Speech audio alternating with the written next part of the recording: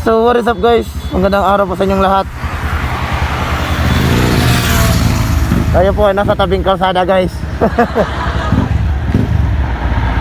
So tayo ay may breakfast ride ulit. At tayo ay pupunta sa Pamplona. At sana ma-experience. Wait lang. Sana ma-experience natin ulit yung zero visibility kasi umuulan daw kasi doon sa Pamplona ngayon. So ang gagawin natin guys, dito muna ako nag-intro kasi nga nagmamadali ako, nakalimutan kong mag-intro kanina eh. So yeah, samahan nyo ako guys at enjoy the ride. Let's go! So yeah, nakita nyo naman yung intro ko guys. So ito yung ginawa natin guys. GoPro stick lang at saka nilagyan ko lang ng cable ties para maging sturdy. So yan yung contraption natin kanina. Maganda naman yung kuha. Not promising. So yeah, nakita nyo naman sa video, sa title ng video na to kung ano ang gagawin natin for today's video. Alright. It's a nice day to ride again. Hindi masyadong mainit at hindi rin maulan. Pero sabi ng mga tropa ko ay umuulan daw doon banda kung saan kami pupunta. Anyways, ulan lang yan. Since nakita nyo naman sa title ng video na ito, who inspires me to do a motovlog? So mamaya ay tatalakayin natin kung sino nga ba talaga yung nagpapa-inspire sa akin na mag-motovlog. Mamaya, i-share ko sa inyo mamaya guys. As of now, drive muna ako ng maayos kasi naghihintay na yung partner ko doon sa Dumaguete City. May around 20 minutes na lang tayo. May around 20 minutes pa tayo na biyahe para makapunta tayo doon, para makarating tayo doon sa Dumaguete City guys. Alright? Bear with us guys, cause tatalakayin natin kung sino nga ba talaga ang nagpapa-inspire sa akin na mag-motovlog. Right? Peace out!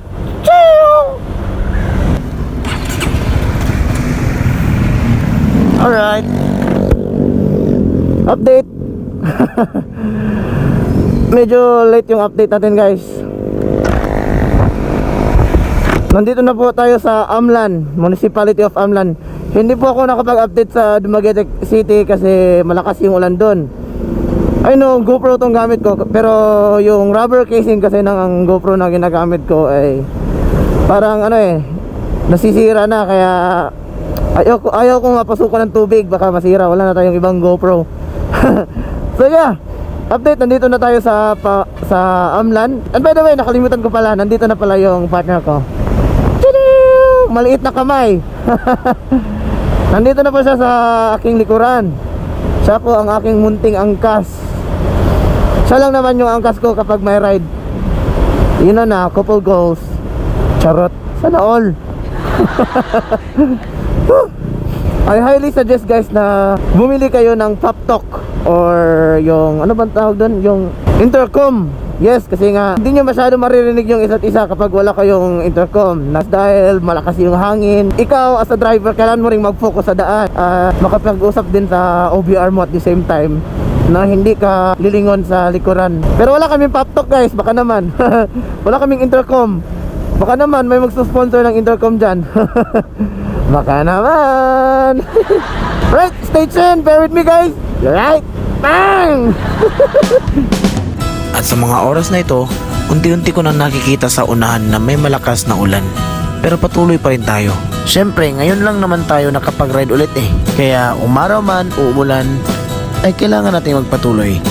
Gaya na lang nito. Alright, update, nandito na tayo sa Pamplona guys. At nag-stop over muna kami dahil sobrang basa ko na. Pati na yung partner ko. Alam niyo ba kung bakit? Obviously, umuulan. But that's not the worst thing. The worst thing is nag-zero visibility ngayon dito sa Pamplona at halos wala tayong makita sa daan. Kasi nga hindi pa natin nalagyan ng mini driving light yung ating motor. Kaya palagi lang ako naka-high beam, which is delikado din yun sa mga kasabayan mong mga riders. So yeah, update lang. Nandito muna kami, stuck muna kami for the meantime dito kasi nga umuulan. Tingnan nyo. Yan. Maganda talaga pag may MDL yung motor mo para visible ka sa daan. Gaya na may puting ilaw yan. Ting ilaw. Diba? Kaya nga, useful talaga yung MDL guys sa ganitong klaseng weather. Well anyway, ipakita ko lang sa inyo guys yung situation dito. Yan oh. Yan. Zero visibility. Kung hindi man mabigyan ng justice sa camera, well, kasalanan na yan ng GoPro. Pero in personal talaga guys, sa personal, zero visibility talaga. As in. Anyway, update ko lang kayo pag anong susunod na mangyayari dito guys. Grabe, hindi ko to in-expect. Mamaya, of course, hindi ko yan nakalimutan yung topic natin. Okay? Life's good things learning software. Just watching you from shade of glass around. Daydreaming about you and me. Kissing the rain just like the movie. So cool and cool back on the jam. Girls get crazy, kids don't scream. Might be bad, you don't know me at all. So cute. Alright guys, stop over muna kami dito sa Jerome's Place. Breakfast time. So, yan. Hindi naman kami nagmamadali guys, so just enjoying our time.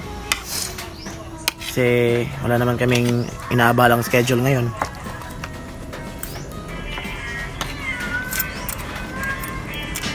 Good sign kasi dito wala nang ulan. At medyo nakikita na namin si Haring Araw. After kong kumain guys, after namin kumain ay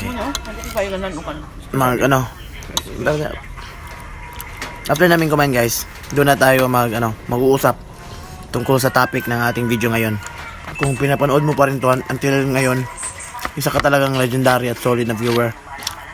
Don't worry guys, sasabihin ko talaga sa inyo, kain muna ako. Grabe ang lamig dito guys. Sobrang lamig. Tingnan nyo. Boom. Ito yung view namin dito ngayon guys. Diba? Sarap kumain pag ganito yung view. Only at Jerome's Place. Kain muna ako guys. Alright. Yan. Tapos na kaming kumain guys. Tapos pahinga lang saglit. Balik na naman tayo sa ating biyahe ngayon. And as promised, well, tinatahak natin ang kahabaan ng national highway na to. Continue natin yung topic, yung mismong topic ng video ito, which is who inspires me to do motovlog. Diba? Ang ganda ng tanong. Wala nang paligoy-ligoy pa. Sasagutin ko ang tanong na yan. So the person that inspires me to do a motovlog is Reed. Boss Reed Motovlog. Back then, wala pa tayong sariling motor guys. Ay matagal na natin pinapanood si Boss Reed sa YouTube. Dati yung motor niya, yung Z1000 niya, na first na Z1000 niya, hindi yung Z1000R, yung Z1000 lang. Pinanood natin yung mga video niya, yun time na yon, wala pa tayong motor na yon. Wala pa tayong motor nung time na yon.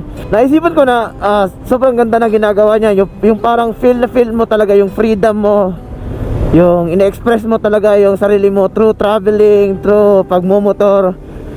Kasi ang sarap naman talaga magmotor eh. No doubt talaga, ang sarap magmotor. Yan ang katotohanan.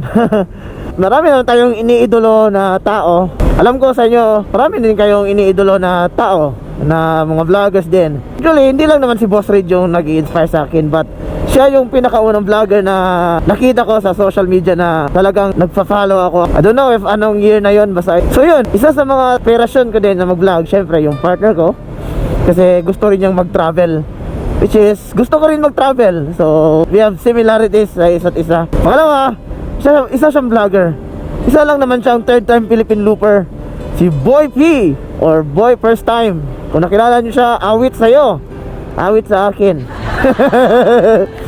So si Boy P ay third time Philippine Looper. At siya ay isa sa mga taong nag-inspire sa akin na mag-vlog. Maraming tao behind the reason why I'm doing this. Kahit hindi tayo sikat. Or sikat, I guess.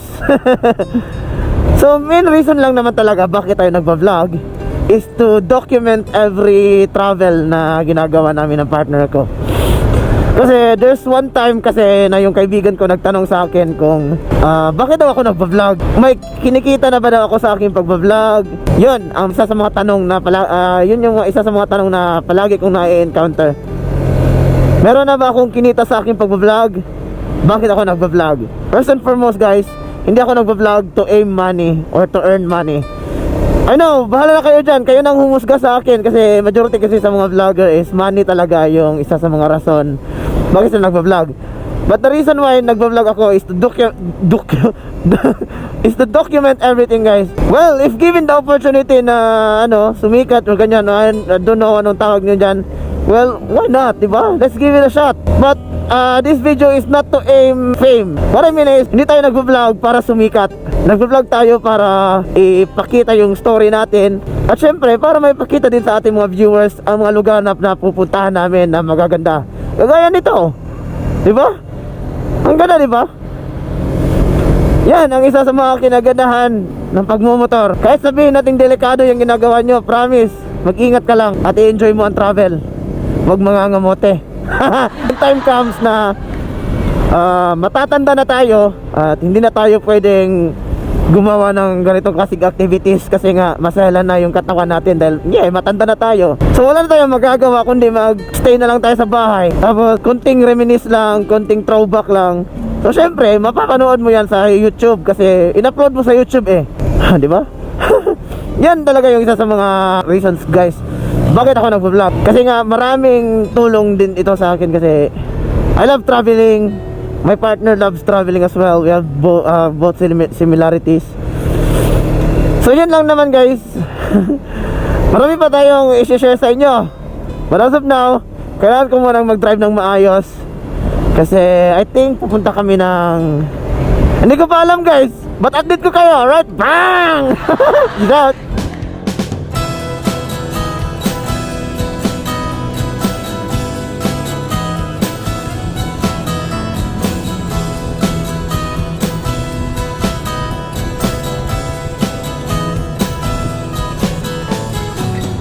My spirit danced lonely and softly, just watching you from shade of glass rain, daydreaming about you and me, kissing the rain just like the millipede. You're so beautiful, back on the girls get you don't know me.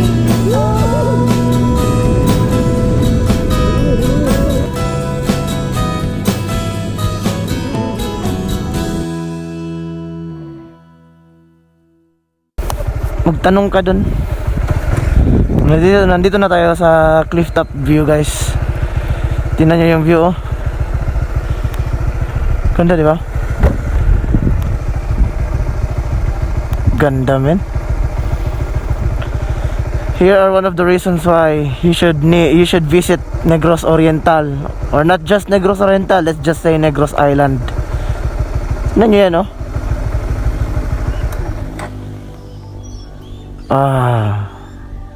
ganda diba? Tahimik ng lugar dito except sa mga motor na dumadaan. Grabe ang ganda dito guys. Pangalan pala ng lugar na to is Cliff Top View. Parking muna natin ng motor guys. Yan guys, puntahan natin sa malapitan. Kasi bayari na palihog ako Bayari na palihog ako Pwede yung kape, kaya iduka ko. Yan guys, pabili tayo ng kape kasi inaantok ako. 5 AM kasi gising na ako. Stick laman. Ay, kopi ko black. Kahit bawal sa atin yan. Pero sige lang. Wala tayong no choice. Yun oh, may nagka-camping pa doon. Ganda, di ba?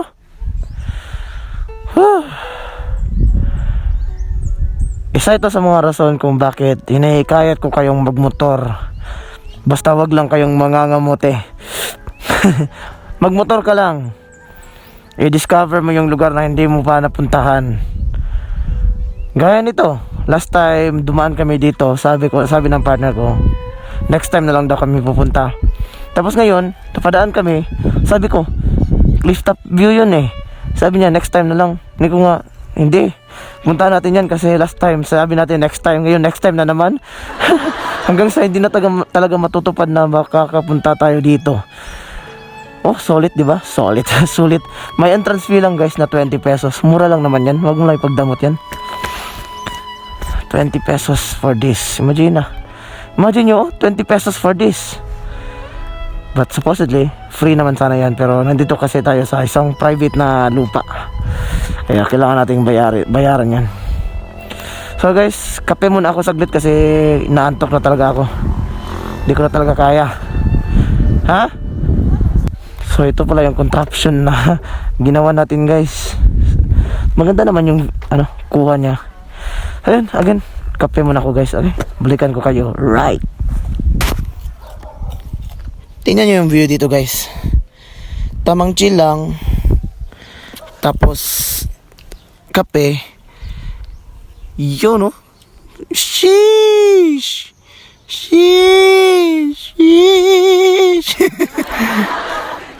Yun guys. So, ang mangyayari dito, since malapit na rin malobat yung GoPro, susulitin lang namin tong kape. Tapos update ko kayo sa final na update ko kayo sa next na destination namin pupuntahan. Hindi na muna tayo magvi-video ng mga b-rolls ganyan kasi tipid tayo ng battery. Kailangan natin makapag-outro. Yun guys, kape lang tapos enjoy sa view. Sarap ng kape. Sup to the vlog. Yun guys oh. Alright, kape muna kami.